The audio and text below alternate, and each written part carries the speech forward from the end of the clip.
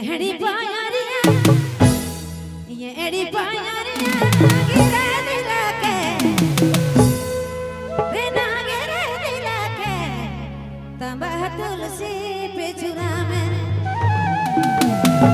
हमें खेला बहारा दे हमें मौका बहारा दे तंबा तुलसी पे चुरा में खेला बहारा दे हमें मौका बहारा दे तंबा तुलसी तंबा तुलसी पे चुरा में खेला बहारा दे हमें मौका बहारा दे तंबा तुलसी में अरे तंबा तुलसी पे चुरा में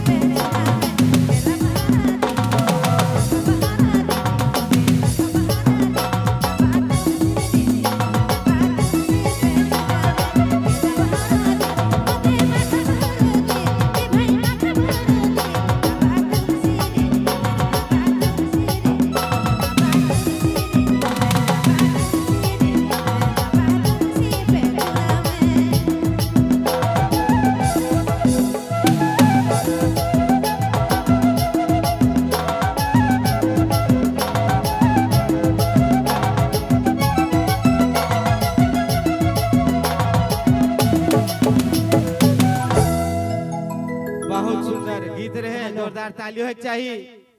का गीत मन सुंदर नहीं लागत है का? लागत है कि नहीं लागत है तो हाथ ऊपरे करवा, ऊपर से बढ़िया व्यवस्था दे। हमार गांव वाला मन से आग्रह, जेके जेके बेस नहीं लागत है अपन अपन हाथ उठावे।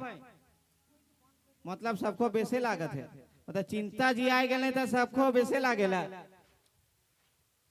इकर बाद कयूम दादा से आग्रह जल्द से जल्द स्टेज में चल आवा।